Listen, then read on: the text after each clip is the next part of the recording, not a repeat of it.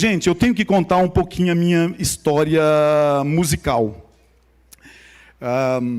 Fiquei muito feliz quando eu olhei o Isaías ali, Isaías Teixeira e a Fia, a Ivani, porque ele faz parte, essa família faz parte da minha história musical. Eu não vim aqui falar sobre música, mas eu tenho que falar um pouquinho de como podes deixar de viver esse amor, o amor sem igual que por ti se entregou. Se tu queres a paz, não rejeite jamais. Jesus Cristo te ama demais. Tu que estás a sofrer, vive um mundo sem paz. Canta comigo.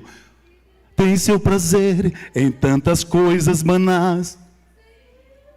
Uma pessoa pelo menos sabe. Sem paz, teu viver é em vão. Agora o coro a igreja conhece. Te entrega a Cristo, tua vida vai ser melhor. Vai refazer, tua paz devolver. Lindo, lindo, lindo, glória a Deus. Essa foi uma das primeiras canções que Deus me permitiu compor. Irmãos, por que eu falo da música? Eu nasci num lar muito pobre, eu sou de São Luís do Maranhão, assim como meu amigo Pongete, meu irmão Pongete falou. Eu sou maranhense e lodovicense. Nasci em São Luís do Maranhão. Tem uma pessoa, pelo menos, aqui que eu conheço, que é o Elias, que também é lodovicense, crescemos juntos, ali na igreja do João Paulo, do Monte Castelo. Tá? Tem uma outra pessoa ali, que é uma irmãzinha, que está com muitos anos, mas é maranhense também, de São Luís? A irmã, de amarelo, que fez assim? Não? Ah, tá, eu entendi que a irmã estava se colocando dentro do rol dos maranhenses. Ok. Então, na minha infância, irmãos, eu recebi muitas mensagens negativas. Não porque as pessoas que falavam as coisas negativas para mim eram pessoas más. Não, não. Uma dessas pessoas, ele já dorme, já descansa no Senhor, que é o meu irmão mais velho. E esse meu irmão mais velho é um menino muito preguiçoso, eu acho que isso não mudou muito. Ele me chamava de parasita. E a palavra parasita é uma coisa assim deprimente, porque o que um parasita faz? Hoje eu, como acadêmico de medicina, entendo bem o que um parasita faz. Ele busca um hospedeiro e ele suga a vida do hospedeiro. E aquilo me fez mal. E eu tive uma adolescência, logo com 15 anos eu saí da igreja e quase me perdi no mundo. E eu acreditei naquilo que meu irmão me falava, que eu era um parasita. Então, um parasita não serve para nada. Quando Deus me chamou de volta, que vocês vão conhecer um pouquinho da história, eu cheguei na igreja e vi, primeiro, pessoas bonitas. A igreja tem muitas pessoas bonitas, né? As pessoas gostam de se vestir bem, se apresentar bem. E eu disse assim, gente, o que eu estou fazendo aqui? Eu não sei fazer nada, eu não sei falar, até ler eu tinha desaprendido, acredita? Eu não sabia, minha esposa me reensinou a ler, porque eu lia tudo errado. Então, o que acontece? Quando eu tive um encontro com a igreja, eu comecei a cantar. Vocês viram cantando? Não dá, né? Não rola. E aí, o que acontece? O que eu vou fazer?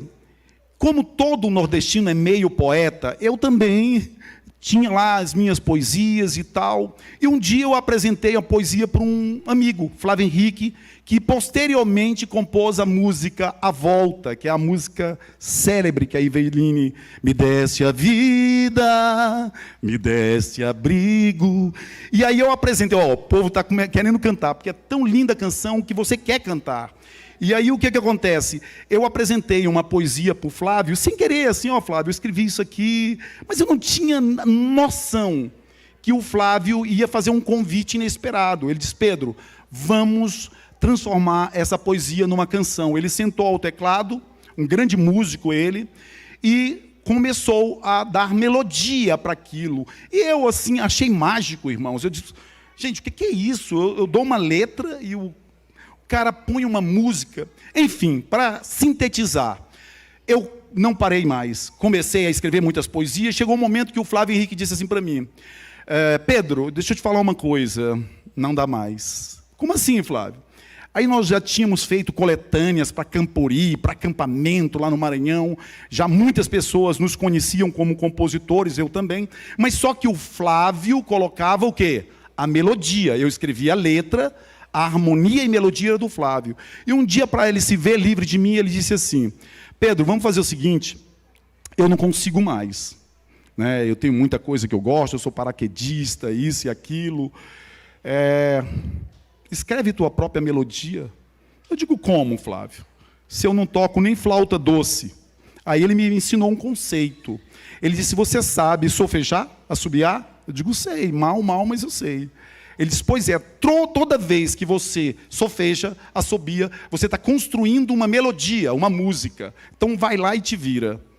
E eu fui triste, cheguei em casa meio choroso, poxa, o Flávio Henrique não quer mais que a gente faça as canções. Enfim, eu fiz uma oração a Deus e pedi o dom da música. E Ele me deu. Não entendo o porquê de tamanha humilhação, porque põe em seus ombros essa cruz. Conhecem? Vem ver a cena, a cor do Calvário, vem ver a dor que meu Cristo suportou. É exatamente isso, irmãos. Isso foi só um... Aí tem Cíntia Alves, tem Luiz Cláudio, tem Sérgio Saaz, tem... Mas assim, minha grande parceria foi com Eveline de verdade. Desde o Ceguinho Bartimeu, como Din Dom, Din Dom. Como é que é? Em Belém, Din Dom. Lindo, irmãos. Ficaríamos o sábado todo cantando, revendo essa história da música, que é muito linda e marcou a minha vida, Depois que meu filho descansou, que eu vou contar um pouquinho a história, eu perdi um pouco a vontade de compor. Não tenho mais vontade de compor. Porque o meu filho, ele atualizava as músicas do mundo, evangélicas, cristãs, e ele me apresentava, porque eu, coroa, né, e tal, ele me apresentava, disse, pai, olha aqui, ó, olha o que tem de novo aqui na música. Pai, se eu preciso ouvir muito isso, para que as canções saiam o quê? Modernas, senão eu ficaria lá em 1900 e música, como qualquer coisa, é atualizado. Depois que meu filho descansou, eu compus uma canção, na realidade eu compus essa canção no período que ele estava enfermo, chamado... como é que é o nome, Isaías, da música que a Eveline gravou, a última? A Fé de um Vencedor. Eu convido os irmãos a ouvirem. Sai sangue, dor daquela música, mas também tem muita esperança naquela canção. Então chegou aqui a minha filhota, a Raíza, minha primogênita, chegou o meu genro, o Fábio, chegou o Benjamin, está aqui. É isso, é uma bênção de Deus. Mas vamos lá, irmãos, vamos para a palavra de Deus. Quando o Pongete falou que as pessoas não gostam do tema de saúde, eu concordo plenamente com ele, e eu entendo por que não gostam. Eu entendo por que não gostam, mas pensa numa pessoa que entende. Por quê? Muitos anos eu relutei, muitos anos da minha vida, a não entregar o meu coração para Deus, sendo adventista do sétimo dia. Eu entreguei parcialmente. E por que eu entreguei parcialmente? Porque eu sabia que na medida que eu me entregava, que eu conhecia, eu iria me comprometer. Irmãos, a grande verdade é que nós temos medo de compromisso. Por quê? Porque o compromisso, ele nos induz a mudanças. E mudanças nos induz o quê? Um envolvimento, um comprometimento da nossa parte. Vamos fazer uma oração? Querido Deus e Pai, nós louvamos o Teu nome pelo privilégio. Agradeço, Senhor, pelo privilégio de estar aqui nesse lugar. Tu vês a indignidade da minha própria existência. Não tenho, Senhor, virtudes para ocupar esse lugar e falar de Tua palavra. Há debilidades da unha do meu pé ao fio de cabelo. Eu não tenho virtude, Senhor. A virtude é Tua, o poder é Teu e a palavra é a Tua palavra. Que a Tua palavra fale, Senhor. Mas fale da forma que o Senhor é, destemidamente, para que o meu coração, em primeiro lugar, seja quebrantado e transformado por esse poder. E assim, todos os nossos queridos aqui, teus filhos, também recebam esse poder de transformação. Amém. 10 vezes mais no tempo do fim. Um tema forte, né? 10 vezes mais. Um dia eu anunciei esse tema na frente da igreja, e aí eu falei do remanescente fiel. E eu percebi que tinha um casal de juvenis, jovenzinhos, 17 anos, 18 anos, à frente, e eles ouviram eu falar sobre o remanescente fiel. Eu digo, irmãos, vocês sabem o que é ser remanescente fiel? E aí eu vi que alguns irmãos titubearam, assim meio sem graça e tal, mas tinha os jovens aqui que eles balançaram a cabeça assim, ó, nunca ouvi falar nisso. Irmão, remanescente na raiz da palavra é o que sobra, é o que resta. Nós somos remanescentes fiéis, não porque nós nos autoproclamamos remanescentes fiéis, mas nós somos o que sobra, o que resta. O que resta de quê? De um povo fiel, um povo que está se preparando para o reino de Deus, um povo que é luz e é sal. É por isso que nós somos remanescentes fiéis. E nós não podemos fugir dessa realidade, por mais que isso nos dê um pouco de temor. E nem podemos também nos vangloriar, batermos no peito, cheio de arrogância. Temos que entender que isso é mais responsabilidade do que qualquer uma outra coisa. Ser remanescente fiel é responsabilidade. Deus nos chamou para sermos 10 mais nesse momento.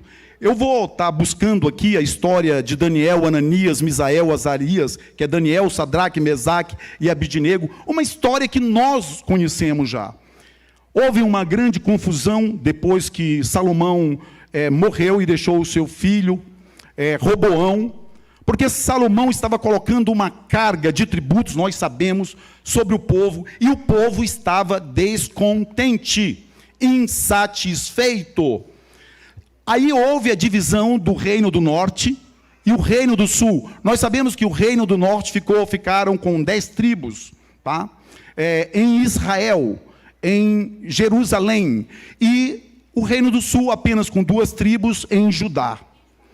Ambos os reinos, irmãos, não tiveram uma durabilidade muito grande. A apostasia, a desobediência, a idolatria fez com que esses reinos caíssem. Mas vamos focar um pouquinho no reino de Judá, porque no reino de Judá estavam os 4 excelentes, os 4 amigos diferenciados, os 10 vezes mais de Israel. Os remanescentes fiéis estavam ali, 4 jovens. Nós conhecemos a história muito bem. Vamos ver um pouquinho as lições de vida. Vamos ver no livro de Daniel, capítulo 1. O tema, sem curva, ele não é um tema com profundidade escatológica, teológica. É um tema que nós vamos buscar um pouquinho coisas, exemplos, lições, para que nós possamos trazer para a nossa própria história e, a partir dessas lições, buscarmos mudanças relevantes em nossa vida. Daniel, capítulo 1, versículo 5. Encontraram, irmãos? Vamos lá. De sua própria mesa o rei designou-lhes uma porção diária de comida e de vinho. Eles receberiam um treinamento durante 3 anos, e depois disso passariam a servir o rei. Primeira lição de vida: o povo de Deus, o remanescente fiel, precisa de quê? Treinamento, sim ou não, irmãos? Precisa de treinamento ou não? Você acha que podemos vencer sem treinamento? Um exército vence sem treinamento? Não. Quando eu vou em algum negócio, algum comércio, alguma loja, e sou tratado mal, aconteceu já com alguém aqui, ser tratado mal? Eu digo assim: você não tem culpa, faltou treinamento. Por que faltou treinamento? Porque se aquele funcionário recebesse da chefia o exemplo e o treinamento, o que aconteceria, irmãos?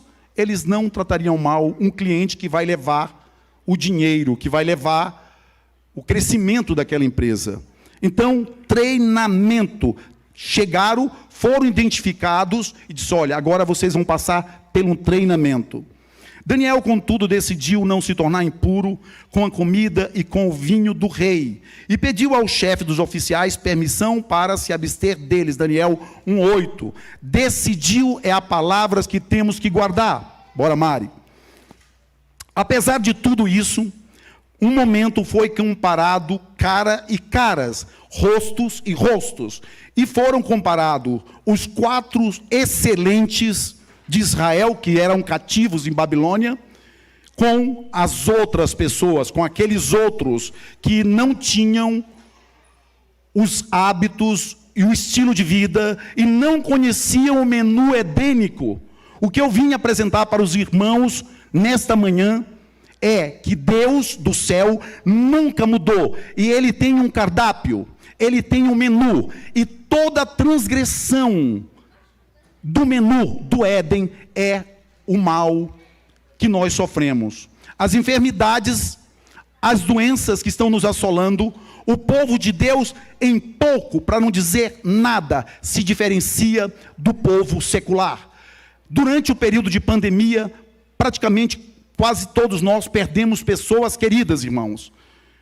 E foi descoberto que pessoas que se alimentam a partir de vegetais, bioidênticos, vegetais, eu não sei que planta é essa, mas se ela for uma planta comestível, irmãos, elas têm aqui nessa planta nutrientes fitoquímicos que são bioidênticos à nossa célula, ao nosso corpo, ao nosso organismo. Uma vez que entra um nutriente desse na minha célula, ela reconhece e ela se alcaliniza, irmãos.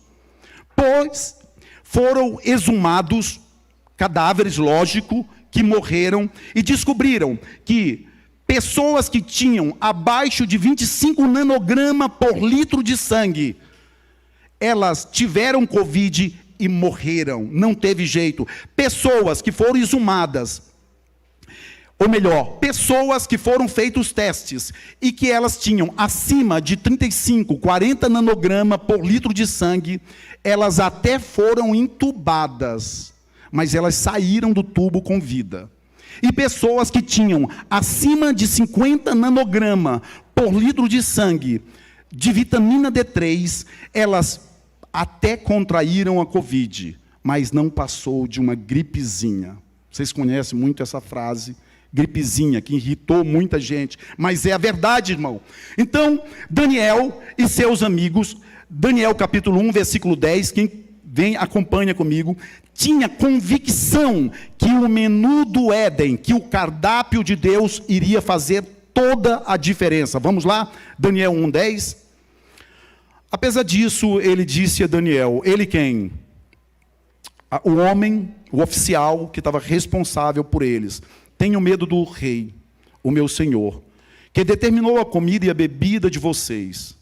E se ele os achar menos saudáveis que os outros jovens da mesma idade, o que acontecerá se eles os acharem assim? O rei poderia pedir a minha cabeça por causa de vocês. Medo, irmãos, medo. Vamos memorizar essa palavra aqui, medo. O que aconteceu conosco? Medo. E ainda há pessoas que continuam com muito medo. Medo, ele é bom na dosagem correta. Eu não vou atravessar a pista sem olhar, por quê? Porque pode vir um carro e me matar. Convém esse medo? Convém, porque é um medo baseado numa realidade que eu não posso transgredir aquela realidade. Mas o que aconteceu e o que está acontecendo entre nós é um medo exacerbado. Mas por que nós temos tanto medo? Porque sabemos que não estamos preparados. Que não um soldado preparado para a guerra, estrategicamente, ele tem as suas reservas, mas ele não é movido por medo, senão ele cavaria um buraco e se enfiaria dentro e não iria para a guerra. Então vamos lá. Daniel 1, 12 a 14. Acompanhe comigo, por favor. Peço que faça uma experiência com seus servos durante 10 dias. Não nos dê nada além de vegetais para comer e água para beber. Depois compare a nossa aparência com a dos jovens que comem a comida do rei, e trate os seus servos de acordo com o que você concluir. Destemido, certeza, aprendemos desde a infância que temos um menu, que temos um cardápio. O Deus Criador do céu colocou um jardim do lado do Oriente, chamado que? Éden. Esse jardim, ele plantou frutas, verduras, legumes, leguminosas, fibras, oleaginosas. Ele plantou tudo, irmão, que restauraria a nossa saúde. Descobriram há pouco tempo, irmão, um estudo que um elemento da natureza chamado magnésio, pessoas com demência, com Alzheimer, com doenças que o cérebro já estava meio que carcomido, deram altas doses de L-treonato, um magnésio especial, e essas pessoas rejuvenesceram 9 anos. Saíram do quadro de apagão de demência. Estudos científicos, coisa séria, irmãos, que eu estou relatando. De onde vem esse magnésio, irmãos? Esse magnésio, ele não é feito em laboratório. Ele vem do solo, irmãos. Ele vem de lugares onde tem terra vulcânica, que tem água magnesiana. Vocês estão entendendo? E esse magnésio, uma vez que entra no cérebro, aliás, no organismo, e chega ao cérebro, através da barreira hematoencefálica, que é uma barreira protetora que nós temos aqui, na parte de trás da nossa cabeça, isso tem curado depressão, irmãos. Isso não é história. Você conhece uma pessoa que tem depressão há 10, 15, 20 anos e não consegue sair da depressão? Vocês conhecem? Irmãos, a depressão é um resultado do estilo de vida. Não tem nada a ver com algo satânico, diabólico, porque as pessoas não têm relacionamento com Deus. O relacionamento com Deus e a palavra, ela cura. Mas é uma questão, irmãos queridos, fisiológica. É fisiológica. Não adianta orar, tem que mudar. Tem que se permitir uma mudança. Eu tenho uma irmã. Ela tem 2 anos mais velha, ela é mais velha 2 anos. Ela passou por um momento traumático na vida, perdeu o útero, o ovário, ainda bem jovem. Daqui, filhota.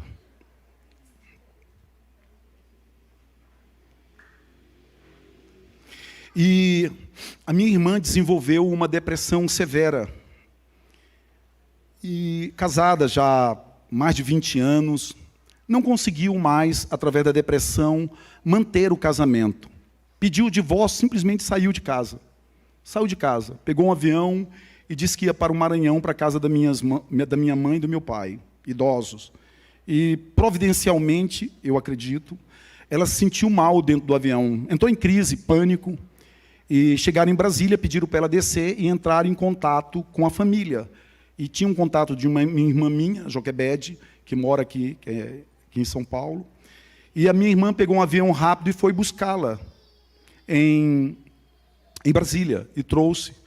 Só que ela chegou com todos os problemas que uma depressão causando, né? E a gente tem buscado fazer um trabalho na medida que ela permite, e ela está melhorando substancialmente. Mas, por incrível que pareça, irmãos, tudo o que a gente fez é mudar a visão daquilo que ela come, e ela come muito errado, acorda de madrugada para comer pipoca, entre outras coisas, e é difícil, mas ela tem mudado com algumas poucas ações que ela tem se permitido.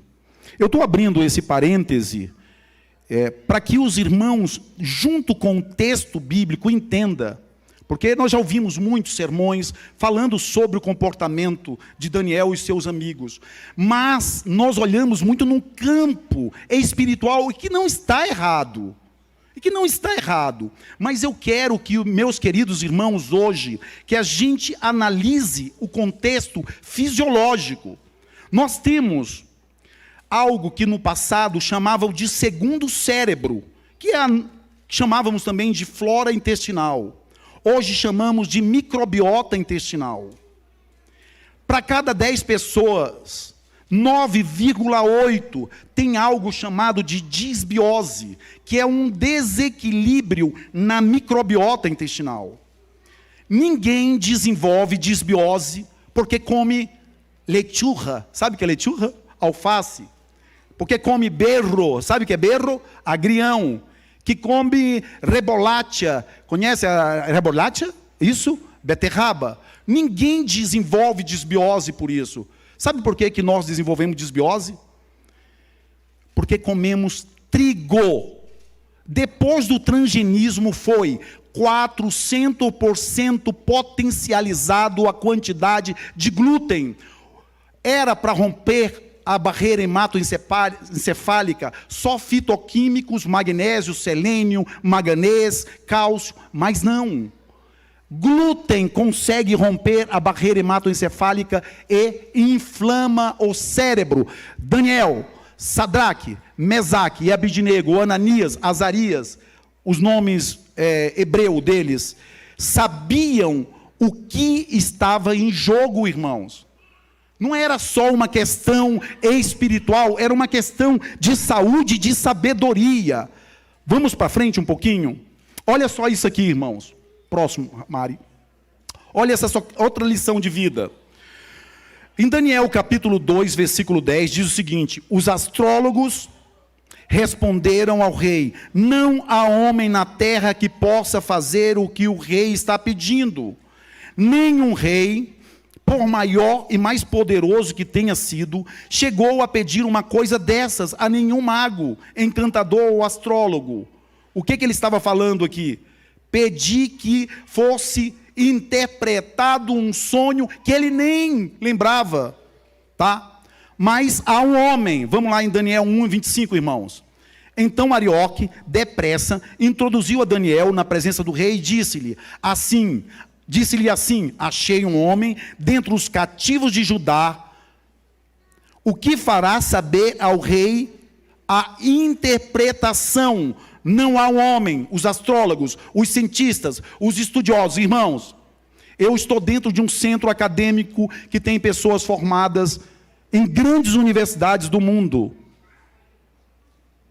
Um dessas pessoas é um doutor chamado Dr. Acosta. Ele escreveu um livro. Ele é um especialista em anatomia humana.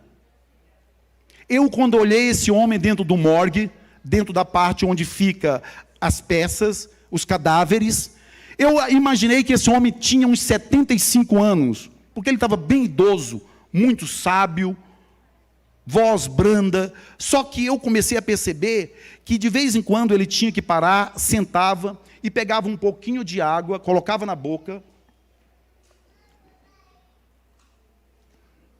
e ficava muito tempo com essa água na boca. E eu não entendia aquilo. E aí ele sentava, respirava um pouquinho, depois ele voltava. Eu, curioso, fiz uma pergunta para um companheiro, para um amigo, estudante também. Eu disse: o que acontece com o doutor Acosta? Por que ele para tanto e por que ele fica colocando pouquinho de água na boca? Ah, ele faz hemodiálise. Ele faz hemodiálise. Os rins dele não funcionam. Os nefronas foram paralisados. E aí eu disse: mas como um homem com tanto saber? Sabe o que acontecia? Ele era viciado em analgésicos e anti-inflamatórios. Doeu aqui, um analgésico, anti-inflamatório. Os rins não filtram mais.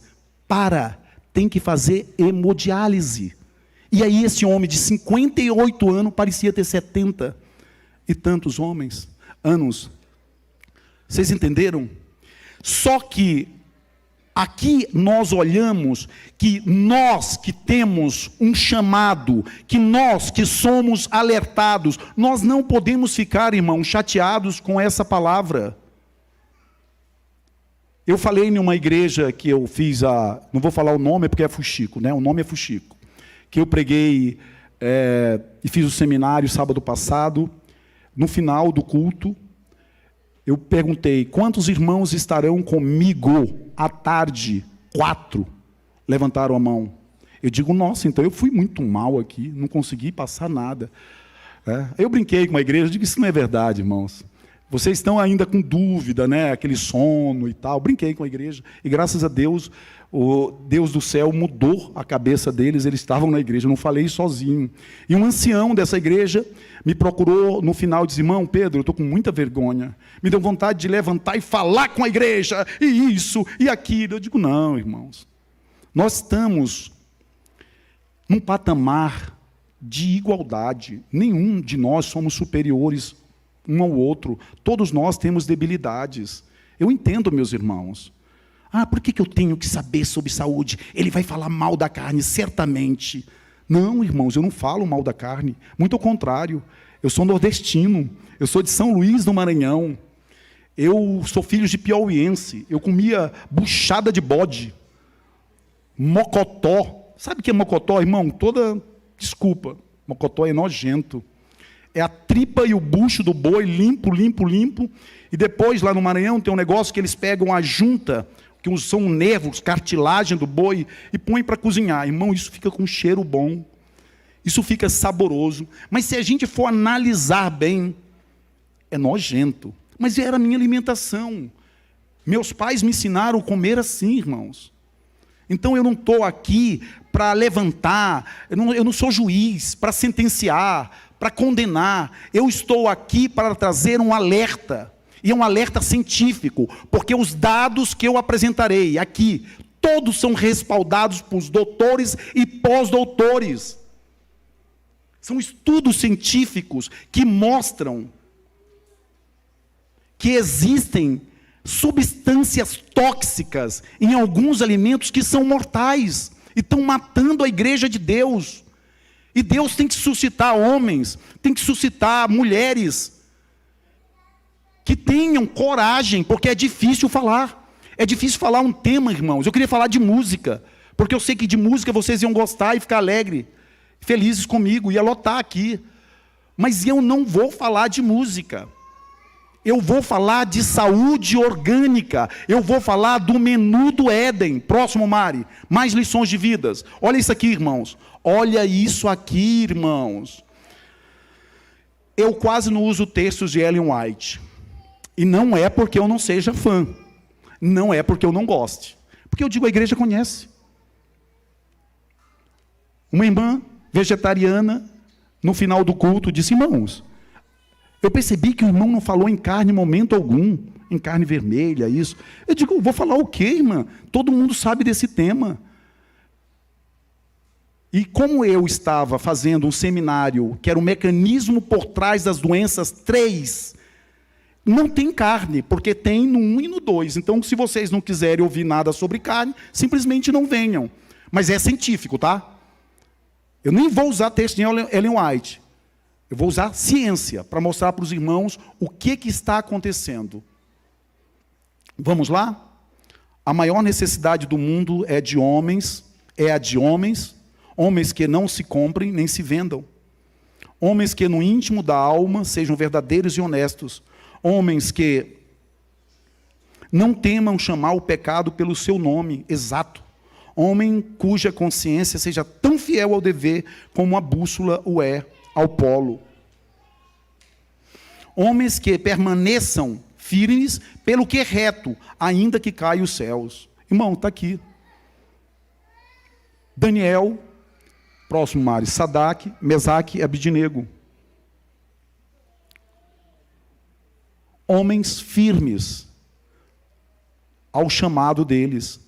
Aí você me perguntaria, mas irmão Pedro, onde você quer chegar? O que quer dizer isso? Qual é a correlação do meu organismo de alimentos saudáveis com a minha vida cristã? Tudo. Nós somos produto do produto, irmão. Somos produto do produto. Se eu vivo uma vida, eu vou estar mostrando a escala algaritma do pH hoje à tarde aqui. Vocês vão ver. Se você tem hábitos, tem senhorinha que tem hábito de cuidar da alimentação, ela tem 80 anos. E ela é saudável. E tem jovens de 25, de 20 anos, doentes. Porque são ácidos. São ácidos. Então, se eu como um agente fitoquímico que é bioidêntico ao meu organismo, eu recebo algo alcalino. Se eu como alimentos refinados, industrializados, eu estou comendo alimentos inertes, alimentos sem vida. Como é que as minhas células, que compõem quem eu sou, conseguem ter saúde, comendo alimentos inertes, farinhas refinadas, produtos derivados de leite? É duro, é duro. Se eu tivesse uma outra palavra, eu traria. Mas libertação. Conhecereis a verdade vos libertará. Isso nunca foi tão absoluto. Nunca foi tão absoluto. O que Deus espera de mim, irmãos? Faça essa pergunta para você, que eu faço para mim. Porque eu tenho as minhas lutas. Eu tenho as minhas debilidades. Rapidamente, eu vou fazer uma pincelada na história. Que aconteceu uma história. Eu tive 2 filhos. Raíza está aqui, 33 anos. Vegetariana, 34 anos. Vegetariana, praticamente desde o berço. Nutricionista, atleta. Eu tive o Hiker. Hoje, estaria fazendo agora em maio, próximo, 30 anos. Meu filho está com 4 anos, que faleceu, irmãos. Agora, no dia 16 de dezembro, fez 4 anos que meu filho faleceu. O Isaías, a Ivani, o Pongete, a Esther, pessoas que me conhecem de perto, acompanhou o processo de morte do meu filho. O meu filho nasceu, irmãos, com um tumor embrionário chamado meduloblastoma, um câncer de origem embrionária. Olha, embrionária é o quê? Embrião. Junto com o embrião, foi formulando o câncer. Produto de quê? Produto do meu estilo de vida. E do estilo de vida de minha esposa, que entrava alimentos deturpados, álcool e alguns tipos de drogas. Era esse o meu estilo de vida, longe de Deus.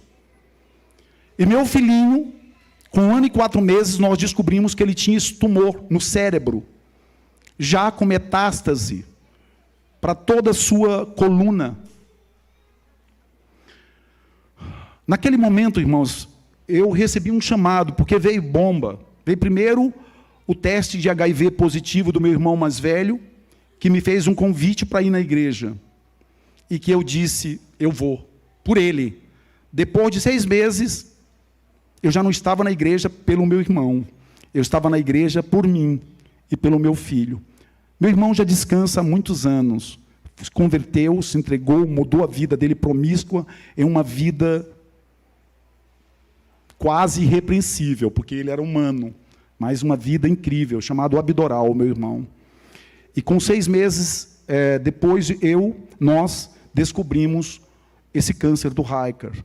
Eu me uni com os irmãos na igreja que tinham uma mensagem de saúde, que eu nem lembrava, e essa mensagem foi libertadora. Ali eu conheci a mensagem de saúde. Irmãos, para sintetizar, meu filho viveu 23 anos sem câncer. Mas teve o recidivo aos 13, porque ele teve que tomar um hormônio, e esse hormônio fez com que o tumor cerebral voltasse, mas através de terapias naturais, de desintoxicação e de um modelo de alimentação mais próximo do saudável. Não era saudável, mas era mais próximo.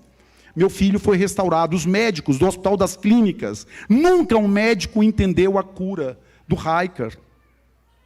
Pedro Hiker. Nunca entenderam. Porque diz assim, mas como assim? Esse tumor não sara, esse câncer mata. Como ele está vivo? Como assim? Irmãos, agora vem a parte triste. Eu, como estudioso na área de alimentação saudável e de medicina integrativa, há muitos anos, pesquisava, estudava, comprava, investia em livros. Eu lembro que eu andava um período muito com Isaías, ele cansava de me ouvir essa história. Só falava disso, né, seu Isaías? Acho que eu falava mais de saúde do que em música. Sempre fui apaixonado por saúde. Só que, irmãos, eu não fiz a mudança que deveria fazer na minha vida. Eu não deixei alguns alimentos deletérios. Mesmo conhecendo, eu passava por cima. Olha só o que eu estou falando aqui. Uma otite não cuidada levou o meu filho a um carcinoma epidemoide, bem diferenciado. Esse nós lutamos durante quase 3 anos, e esse fez com que meu filho sucumbisse, viesse à morte. Junto com isso, um quadro psicoemocional bem desequilibrado, emocionalmente depressivo, e nós não conseguimos reverter. Aí você me pergunta, mas Pedro, então isso é incoerente. Como assim? Você não está dizendo que o estilo de vida edênico, ou que o modelo do cardápio do Éden é restaurador? Como o teu filho morreu? Isso não é contraditório? Não é. E eu vou falar por quê. Porque eu visitava as pizzarias da vida. E eu comia queijo e meu filho comia. Eu sempre tive algum poder de persuasão que aquilo que eu fazia, tanto de bom como de errado, era imitado. Eu disse para minha filha, há 5, 6 anos atrás, que eu ia parar de comer queijo e leite e derivados. Ela disse, pai, estou parado também. Como assim? Eu estou falando de mim, filha. Não, eu estou parado também. Já parei. Então, para você ver que a atitude de um pai e de uma mãe, buscando conhecer as verdades, são libertadoras. Ela tem um marido que teve uma outra cultura e um outro ensinamento, mas até ele já concordou de o bem ser vegetariano. E que ele também, a médio e longo prazo, ele quer. Você percebe? Então, irmãos, eu não vim para agredir, eu vim para trazer boas novas. Vamos mudar, vamos buscar a excelência que Deus chamou a mim e a você para 10 vezes mais, para a excelência, não para viver doente, dói aqui, dói ali, analgésico aqui, tem gente que não sabe viver, abre a bolsa, tem 2, 3 caixas, hipertensão. Você sabia que hipertensão, irmão, é reversível? Você sabia que diabetes mellitus 2, que a diabetes 2 é reversível? Irmãos, é a ciência que diz, não é o Pedro. Mas precisa de um comprometimento integral. Por isso que poucos fazem a reversão. Você quer saber como fica diabético? Só uma pincelada, tá? E aí eu vou para o texto e a gente conclui. Veja bem, eu como farinha, eu como feijão, eu como arroz, eu como grão de bico, eu como lentilha, eu como, tapioca, que é amido.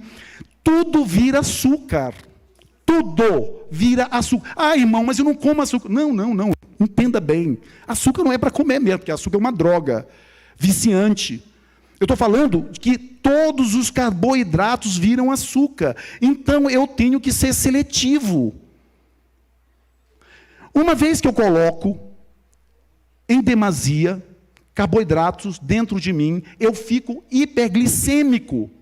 Quer dizer isso, Pedro? Uma quantidade de açúcar elevada na minha corrente sanguínea. Aí o meu pâncreas precisa produzir mais insulina.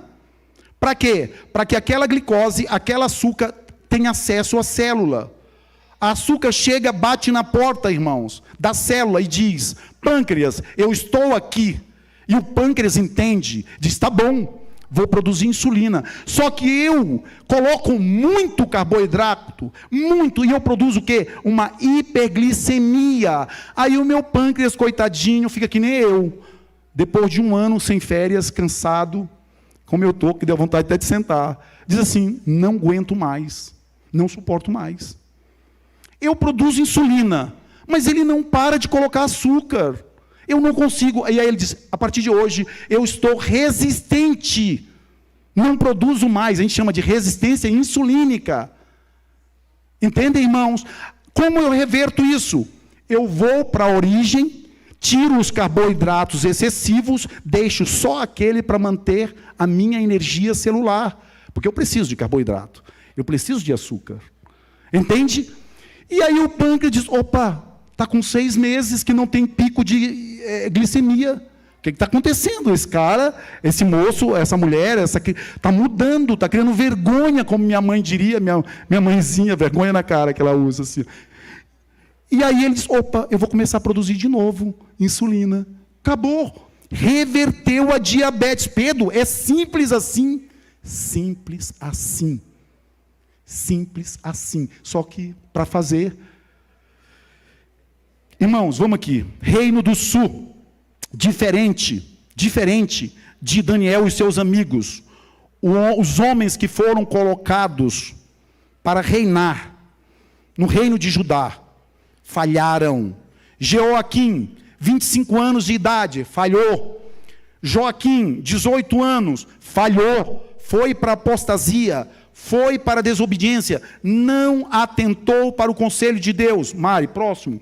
Confiança. Irmãos, a nossa confiança tem que estar na palavra. A nossa confiança tem que estar no assim diz o Senhor. A ciência vem depois, irmãos. Ciência vem depois. Vocês vão ver e vão assistir comigo o que vai surgir doravante, ordens vindo lá de cima, falando o que é para nós fazermos ou deixarmos de fazer. Se nós não tivermos convicção, nós vamos falhar. Nós vamos perder a nossa salvação, que já está garantida, porque nós não vamos suportar. É a ciência que disse, é a ciência que disse. Ô irmão, você é um negacionista, é a ciência que disse. Já ouviram isso? Cuidado, meus queridos irmãos. Olha só, Jeoaquim, vai lá Mari, Jeoaquim, ele fez o que o Senhor reprova, tal como seus antepassados. 2 Reis 23, 37. Próximo, Mari. Joaquim fez o que era mal aos olhos do Senhor, conforme tudo quanto fizera seu pai. Falhou. Próximo, Mari. Zedequias, e fez o que era mal aos olhos do Senhor, conforme tudo quanto fizera Joaquim. Falhou. Resultado, irmãos. 2 Reis 24, 20. Porque assim sucedeu por causa da ira do Senhor contra Jerusalém e contra Judá, até os rejeitar diante de sua presença. E Zedequias se rebelou contra o rei de Babilônia. Falharam, foram cativos. Foram cativos. Irmãos, atentem para o que eu vou falar. Deus é o Deus da disciplina. Ele é o Deus disciplinador. Esse Deus de amor, ele não separa as suas características. Ele é graça, ele é amor, ele é disciplina, ele é justiça ao mesmo tempo. Então, a morte do meu filho foi um puxão de orelha e uma rasteira em mim. Eu cheguei em alguns momentos a ficar envergonhado. Eu digo, eu não vou contar essa história para ninguém. Como eu vou contar essa história? Que se eu tivesse mudado o meu estilo de vida, irmão, você está falando besteira. Deus tinha um plano para que ele morresse mesmo. Eu vim para que vocês tenham vida. Vida em abundância. O que eu quero para vocês, o que eu tenho para vocês, é prosperidade, não é mal. Onde está, irmãos? Onde está? Até morto, ele ressuscitou. Será se ele gosta de vida? Irmãos, Deus gosta, ama a vida, não a morte. Meu filho não morreu porque Deus quis. Meu filho morreu por causa de um processo contínuo de desobediência minha, que conhecia os preceitos e não estava disposto a mudar. Eu quero te levar a uma reflexão, irmão. Você é responsável pela saúde da tua mulher e do teu filho. Você é responsável pela saúde da tua casa, irmão, principalmente os homens, não é para sermos arbitrários, tá? Entenda bem. Eu parei de comer carne, a Mari continuou comendo. Eu parei de comer peixe, a Mari disse, eu vou comer ainda, no tempo dela. Entenda bem, é pelo exemplo. Não vamos ser legalistas. Não vamos colocar aqui, se tu não parar, é que tu vai perder a salvação, tu não vai para o céu. Por favor, não é essa mensagem que eu estou trazendo. Agora, o homem, ele tem um chamado especial. E o chamado especial é para tomar a decisão. Amor, vamos revolucionar o nosso lar, a nossa vida. E aí ele vai ouvir a sua esposa. E ele vai estudar, ele vai pesquisar para que tenha argumentos fundamentados. Entende? E aí a família junto vai fazer o quê? Vai decidir. Ok, soberania? Soberania, Mari. Depois de resultado, tem soberania? Não tem, eu não coloquei aí. Tá, mas eu tenho aqui. Olha só, Deus é soberano, irmãos. Em momento algum eu questionei a morte do meu filho. Chorei praticamente 3 anos que ele ficou doente. Chorei.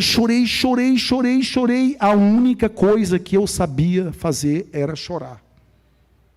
Mas eu nunca disse para Deus, Senhor, tu não podes permitir isso. Eu digo, Senhor, não permitas isso. Senhor, como meu filho, cheio de sonhos e objetivos, Senhor, ele é melhor do que eu. Ele nunca fez o que eu fiz. Por que ele vai ter que morrer?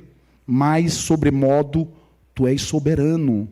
Deus tem um chamado para obediência, e eu tenho que entender isso. Eu transgredi, eu desobedeci. O que Deus diz não pode ser refutado, irmãos. Você não pode fugir do que Deus diz, a não ser que você queira uma outra coisa, a não ser a eternidade. Você tem que encarar a verdade. Você tem que vir, você tem que ouvir o seminário, não porque o Pedro, João, José, mas porque Deus me levantou, me chamou para esse propósito. Eu nem queria, irmãos. Olha o que o Pongete, que me conhece há 30 anos, disse. Nem sabia que você pregava. Por que eu não pregava, Pongete? Porque estava tudo aqui na musiquinha, entende? Não fala, cara, não te exponha, é melhor ficar calado. As pessoas não querem te ouvir. Isso não é importante, deixa outros falarem. Sabe o que meu filho falou antes de falecer? Pai, não te quero mais como esse cara que conhece as terapias naturais, estuda isso. Isso é pouco, pai. É pouco. Vai estudar medicina. E eu já tinha escutado isso de outros amigos. Não, velho estuda medicina. Que história é essa? 50 anos estudar medicina? Não vou. Mas meu filho me pediu, antes de falecer, pai, eu não vou, porque nós iríamos juntos para lá, para a cidade de Leste, porque lá a gente consegue, tá, irmãos? Que é diferente, a cultura da medicina lá é diferente daqui. Aqui só estuda filho de rico, ou quem tem muita grana. Lá não. Qualquer pessoa que queira estudar e se esforce um pouquinho, a família consegue bancar, tá? Porque não é esse dinheiro do mundo todo, é um valor que dá para ser pago. E eu fui, irmãos, e pai, vai pregar. E ele disse assim, tudo que o Senhor fez por mim e a minha mãe, nesses últimos anos, faça pelas pessoas. É por isso que eu estou aqui. É por isso que eu estou usando minhas férias, estou cansado, mas não estou parando, nem vou parar. Eu não vou ter férias, mais uma vez. Vou voar no dia 14 de fevereiro para o Maranhão para fazer isso aqui, na minha terra, na minha cidade. O método que Deus usa, irmão, não deve ser questionado. A soberania de Deus é a inequívoca marca do seu absolutismo. Deus é absoluto, irmãos. Absoluto. Eu e você somos insuficientes. Então, quem é insuficiente tem que fazer o quê, irmãos? Diz para mim. Não é aprender? Não é buscar? Por que eu vou refitar uma mensagem que pode me salvar o meu lar? Você está me entendendo? Não é uma questão de pessoas, mas de Deus. Pode ser quem for. Quem trouxer essa palavra de forma amorosa, sem legalismo, tem que receber. E se for legalista, chama no canto e faz uma oração por ele.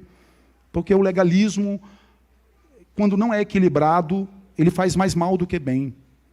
O que é legalismo? É só olhar para a lei. A gente tem que olhar para a lei, mas a gente tem que olhar para a graça também, ao mesmo tempo. Vamos lá. Terminando. Eu falaria mais meia hora, mas eu sei que os irmãos não suportariam. Então vamos lá. Concluindo. Ai dos filhos rebeldes. Isaías 30, versículo 1 e 3. Ai dos filhos rebeldes, diz o Senhor, que tomam conselho, mas não de mim, e que se cobrem com uma cobertura, mas não do meu espírito, para acrescentarem pecado sobre pecado, que descem ao Egito para pedirem o meu conselho. Que descem ao Egito sem pedirem o meu conselho, para se fortificarem com a força de quem? A minha confiança está em Faraó. E para confiarem na sombra do Egito, porque a força de Faraó se vos tornará em vergonha, e a confiança na sombra do Egito em confusão. Mari, passa tudo e leva para o final. Tudo. Tem algumas coisinhas ainda, mas os irmãos não aguentam mais meia hora. Vamos lá.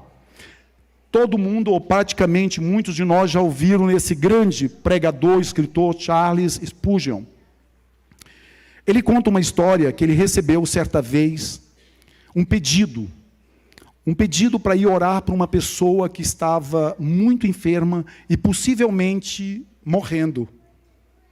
E ele foi, o grande orador Charles Spurgeon, grande teólogo, e chegou lá, ele conversando, olhou na casa dessa senhora, dessa pessoa, um quadro.